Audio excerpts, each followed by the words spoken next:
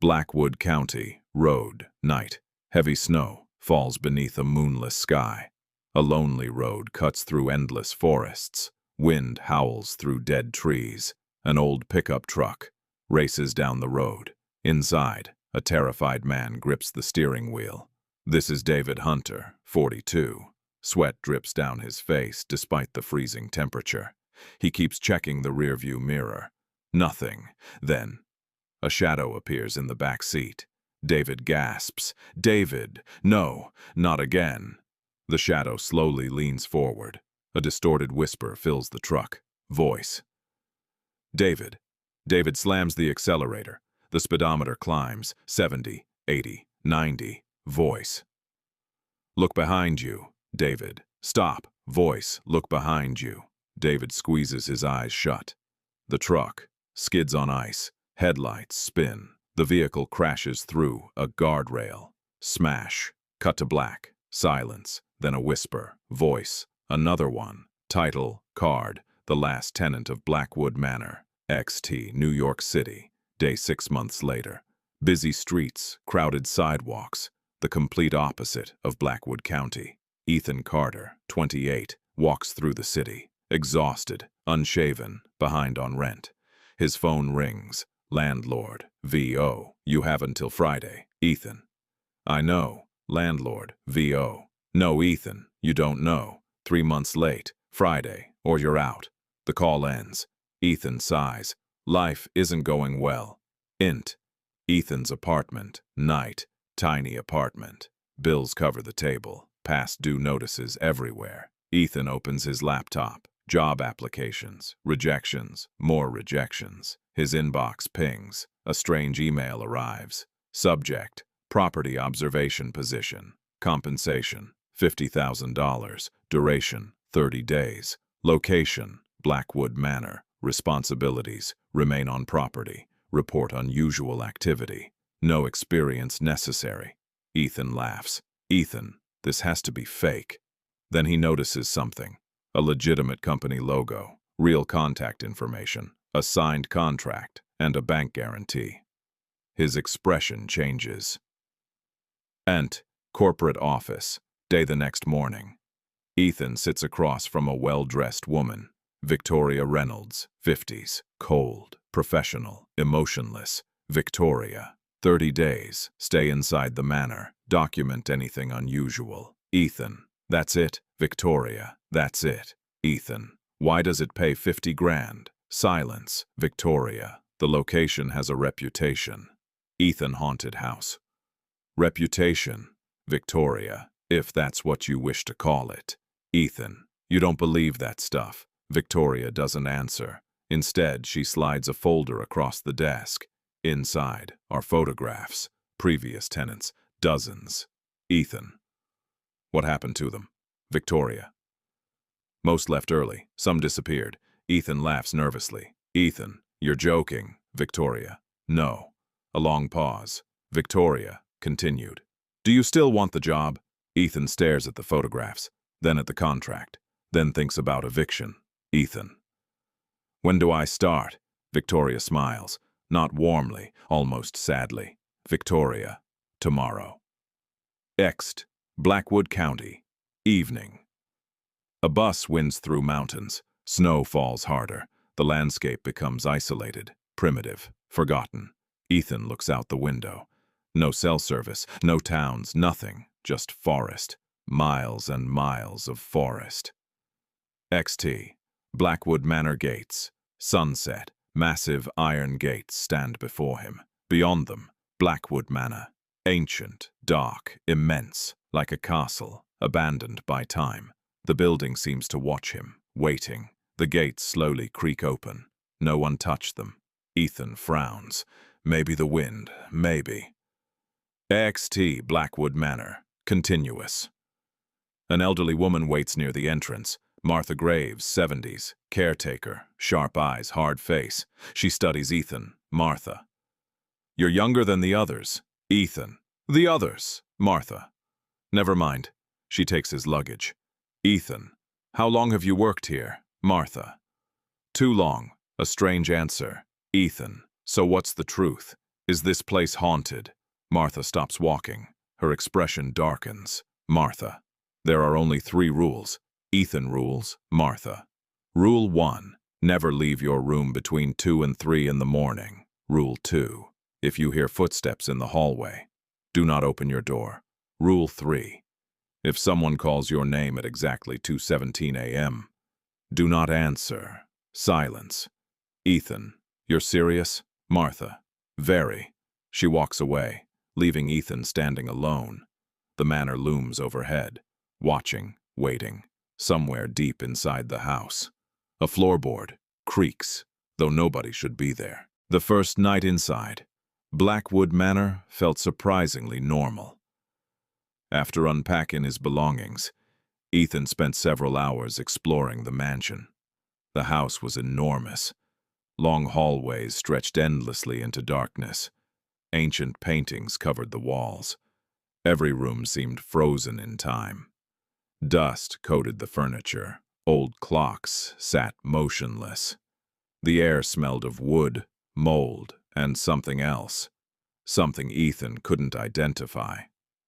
As midnight approached, he returned to his bedroom. The room was located on the 2nd floor. It contained a large bed, a fireplace, and a single window overlooking the forest. Outside, snow continued to fall. The trees swayed violently in the wind. Ethan checked the time. 12:43 a.m. He laughed to himself. Maybe Martha's stories were just meant to scare visitors. Maybe Blackwood Manor was nothing more than an old house with a creepy reputation. Eventually, exhaustion took over. He turned off the lamp and fell asleep. Hours passed. Everything remained silent. Then suddenly, Ethan's eyes opened. He wasn't sure why. His heart was racing. The room felt colder than before. He slowly looked toward the clock beside his bed. 2:17 a.m. Exactly. The number seemed to glow in the darkness. At first, nothing happened, only silence. Then, a whisper, very faint. So faint he almost thought he imagined it. Ethan. His body froze.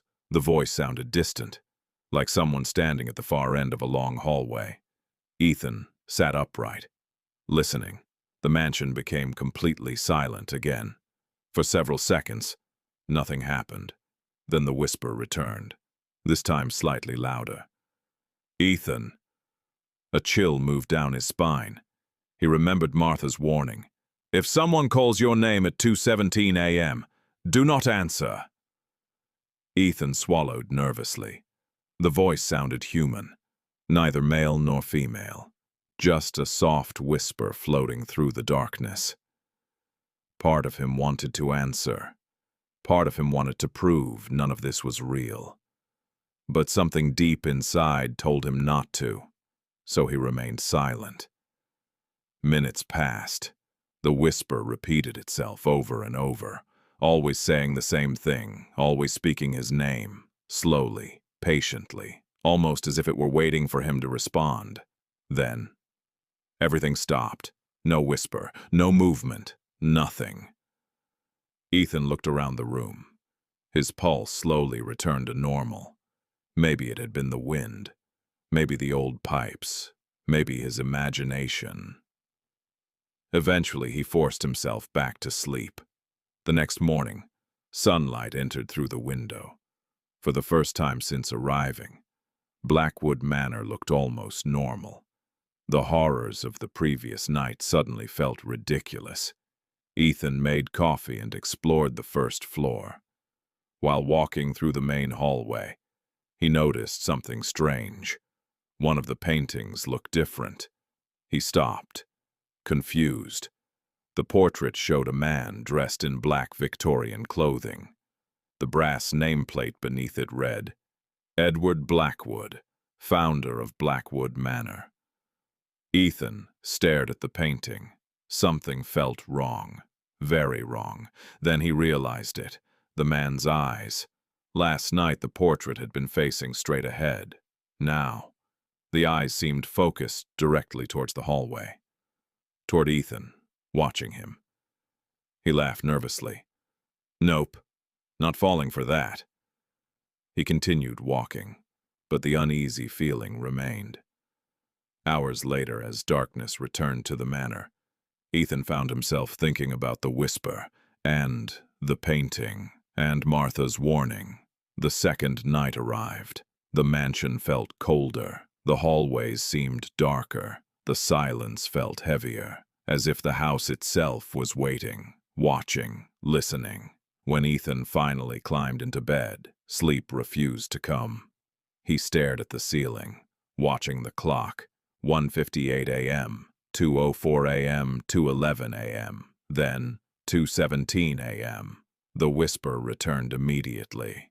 Ethan. This time there was no mistake. The voice was closer, much closer.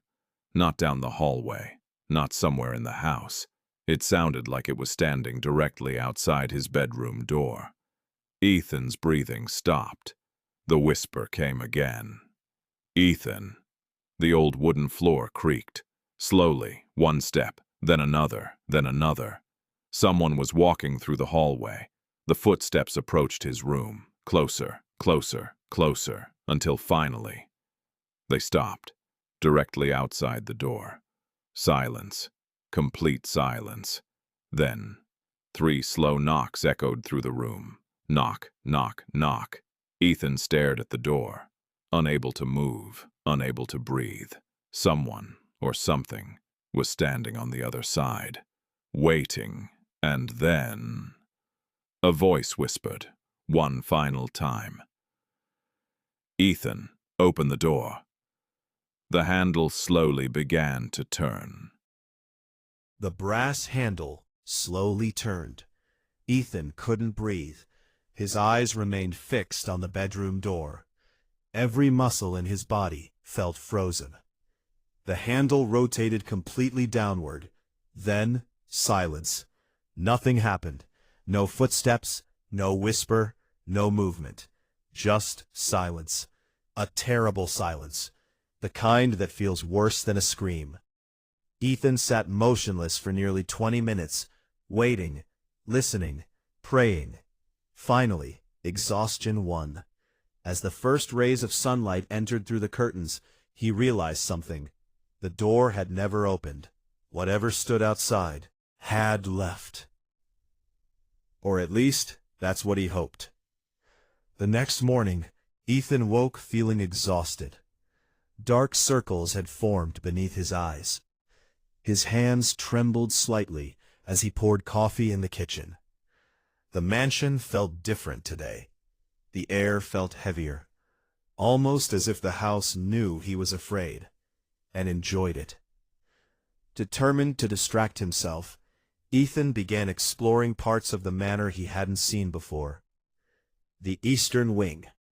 Most rooms were abandoned, covered in dust, furniture draped with white sheets, broken mirrors, rotting wallpaper. Everything felt frozen in time, as if nobody had lived there for decades.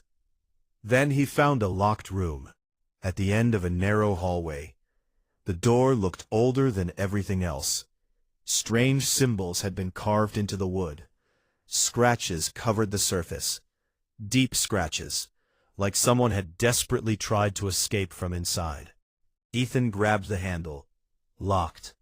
He turned away, then stopped. Something caught his attention. A cold draft, coming from behind the wall. Curious, he examined the wooden panels nearby. One of them felt loose. After several minutes of searching, he discovered a hidden latch. Click. A section of the wall slowly opened, revealing a secret passage. The narrow corridor beyond was completely dark. Ethan activated his flashlight.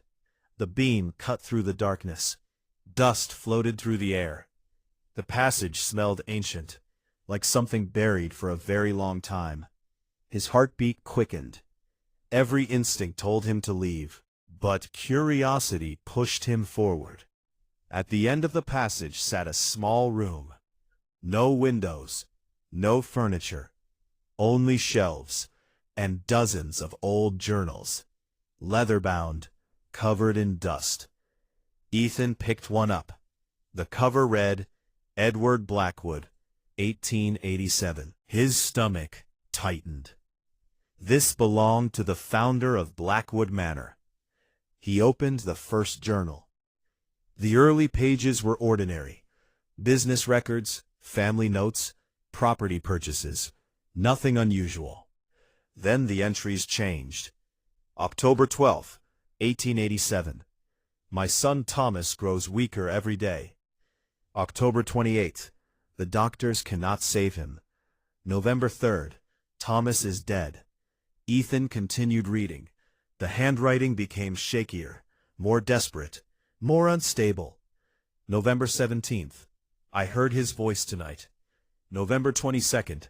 The woods beyond the manor hold secrets. December 1st. The man in black showed me the door. Ethan frowned.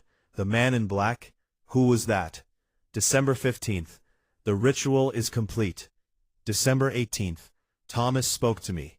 December 19th. Something answered instead. A chill ran down Ethan's spine. The next pages became increasingly disturbing. Words were scratched violently across the paper. Ink splattered everywhere.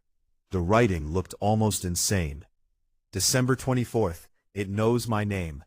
December 25th. It stands outside my bedroom every night. December 26th. It asks me to open the door. Ethan froze. The room suddenly felt colder, much colder. He turned another page, and nearly dropped the journal. Only one sentence filled the page, written hundreds of times, over and over and over.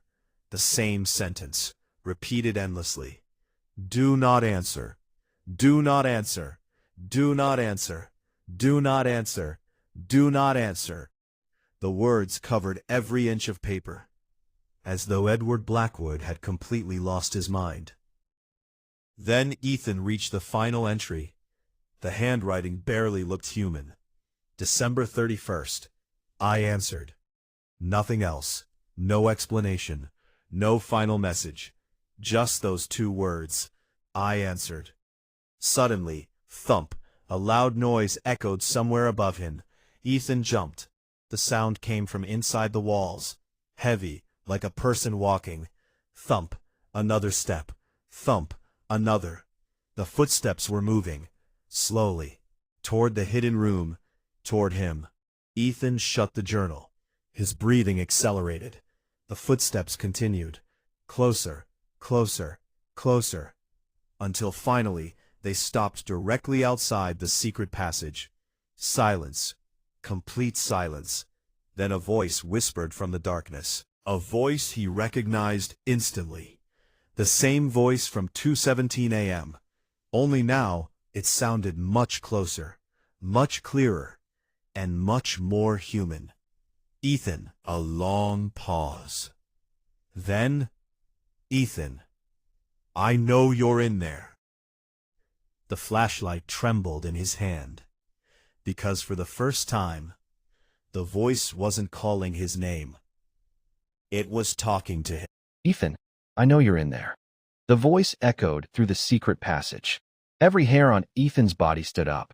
His flashlight trembled violently in his hand. The darkness beyond the hidden room suddenly felt alive. Watching, waiting, listening. For several seconds, Ethan couldn't move, couldn't breathe, couldn't think. Then the voice spoke again, this time much closer, almost as if someone was standing directly outside the hidden room. Ethan, a cold chill crawled down his spine. The footsteps returned. Thump, thump, thump. Slow, heavy, deliberate. The sound echoed through the walls, getting closer, and closer, and closer, until finally, silence. The footsteps stopped, right outside the hidden room. Ethan squeezed the flashlight tighter. His heart pounded so hard it hurt. Then something happened. The temperature dropped instantly. His breath became visible. The room felt like a freezer. The flashlight flickered. Once, twice, 3 times. Then, complete darkness. The flashlight died. Ethan, the voice whispered from somewhere inside the room. Not outside. Inside. Ethan froze. That was impossible. He was alone. He had checked. There was nobody there. Yet the voice had spoken from behind him. Slowly, Very slowly, he turned around. Nothing. Just darkness. Then the flashlight flickered back on. For a fraction of a second, a figure stood at the far corner of the room. Tall, thin, motionless. Its head touched the ceiling. Its arms hung unnaturally long. And where its face should have been, there was only darkness. The flashlight died again. Ethan stumbled backward. His breathing became frantic. No, no, no. The flashlight returned. The corner was empty. The figure was gone, as if it had never been there. Ethan grabbed the journals and ran. He sprinted through the secret passage, back toward the hidden wall, back toward the main hallway. He slammed the panel shut behind him. For several moments, he simply stood there, trying to catch his breath, trying to convince himself that what he saw wasn't real. But deep inside, he knew it was. That night, a blizzard covered Blackwood Manor. The wind howled around the ancient building. Snow struck the windows like thousands of tiny fingers. Ethan sat in his bedroom, holding one of Edward Blackwood's journals, unable to stop reading. The final pages contained entries he had missed. Entries written after Blackwood claimed he had answered. January 3rd, 1888. It follows me everywhere. January 6th. It stands outside every room I enter. January 8th. It does not walk. It appears. January 10th. I finally saw its face. Ethan quickly turned the page. But there was no description. Only one sentence. There was no face. A violent knock suddenly shook his bedroom door. Bang. Ethan jumped. The journal fell from his hands. Silence followed. Then another knock. Bang. Bang. Bang. The entire door rattled, as if something incredibly strong stood on the other side. Ethan checked the clock. 2:17 a.m. Exactly.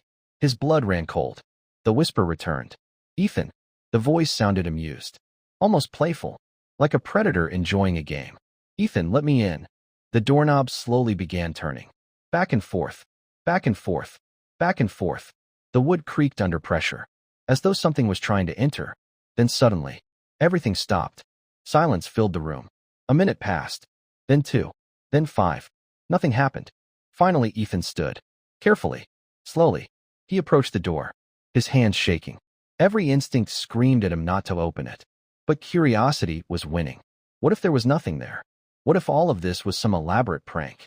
He placed his hand on the handle, took a deep breath, and pulled the door open. The hallway was empty, completely empty. No footsteps, no figure, nothing, only darkness. Ethan laughed nervously. Maybe he was losing his mind. Maybe. Then he noticed something. At the end of the hallway, near the staircase, a tall shadow stood perfectly still, watching him. The same figure from the hidden room. The Shadow Man. Its body seemed darker than the darkness around it. Its head tilted slightly, almost as if it were studying him. Neither moved. Neither blinked. The hallway became silent. Then the Shadow Man slowly raised one arm and pointed toward the basement, before disappearing completely. Not walking away. Not fading.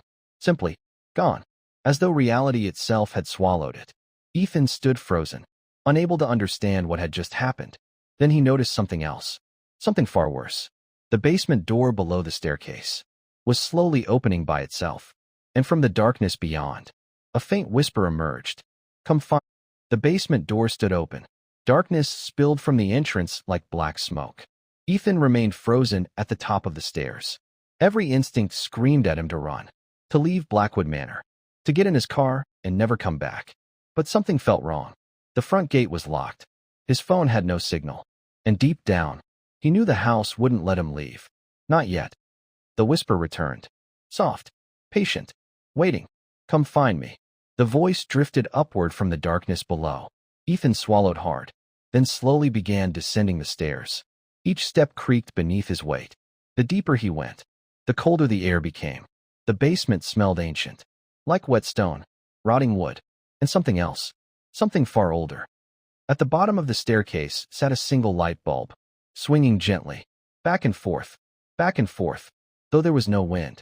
Its weak yellow light revealed a massive underground room, far larger than the manor above. That shouldn't have been possible. Ethan moved carefully through the basement. Old shelves lined the walls, covered with strange objects. Ancient books, broken clocks, photographs, personal belongings. Hundreds of them, each tagged with a name and a date. Ethan picked up one photograph. A young woman, smiling, normal, happy. The tag beneath read, Sarah Whitmore, missing, 1988. Another, Michael Harris, missing, 1994. Another, David Hunter, missing, 2025. Ethan's heart nearly stopped. David Hunter, the same name, the man from the accident, the man from the beginning. Suddenly, a loud metallic sound echoed through the basement. Clang. The noise came from deeper underground, beyond the shelves, beyond the walls, from somewhere hidden. Ethan followed the sound, his flashlight cutting through darkness. Soon he reached the far end of the basement. There he found another door, a massive iron door. Beyond the walls, from somewhere hidden, Ethan followed the sound, his flashlight cutting through darkness. Soon he reached the far end of the basement. There he found another door, a massive iron door, covered in chains, covered in symbols, the exact same symbols carved into the locked room upstairs. Above the door were 4 words, "Do not open it." The chains looked ancient. Rust covered every inch of metal. Yet somehow, they seemed untouched by time. Ethan examined the wall beside the door. More writing, scratched directly into stone. Hundreds of messages, written by different people, different handwriting, different dates, all saying similar things. Don't listen to him. He knows your name. He is not human. If you hear knocking, run. And finally, one message carved much deeper than the others. Fresh, recent, almost new. It pretends to be you. Ethan stepped back, confused. What did that mean? Then he heard breathing, directly behind him. Slow, heavy, human. Ethan spun around. Nobody. The basement stood empty, silent, motionless. The breathing continued. Only now, it wasn't behind him. It was beside him, then above him, then everywhere, as if the darkness itself were breathing, watching, waiting, growing closer. His flashlight flickered. Once, twice, 3 times. The beam suddenly landed on something standing across the room. A person, motionless, half hidden in darkness. Ethan, the figure called. His blood froze. The voice sounded exactly like his own. The figure stepped forward, and Ethan saw its face. His own face. Same eyes, same hair, same clothes, same everything. It was him, standing across the basement, watching him, smiling. No, Ethan whispered. The duplicate smiled wider, far wider than any human should. Its jaw stretched unnaturally. Its eyes became completely black. Then it spoke. I've been waiting for you. Every light in the basement exploded. Darkness swallowed everything. For several seconds, Ethan couldn't see, couldn't hear, couldn't breathe. Then the lights returned. The duplicate was gone. Only the giant iron door remained. And for the first time, the chains were moving, slowly, rattling by themselves. Clink, clink, clink. Something on the other side was pulling them. Something wanted out. A low voice emerged from behind the iron door. Not a whisper, not a human voice. Something deeper, older, ancient. Ethan. The chains tightened. Ethan. The metal began bending. Ethan. A massive impact struck the door. Boom. The entire basement shook. Dust fell from the ceiling. The chains strained. Rust cracked. Stone trembled. Boom. Another impact. Stronger this time. Boom. A long crack appeared across the iron surface. Then silence. Complete silence. For several moments nothing happened. Not a sound. Not a movement. Nothing. Then a single hand emerged through the crack. Long. Black. Not human. And slowly, very slowly, it began reaching toward Ethan.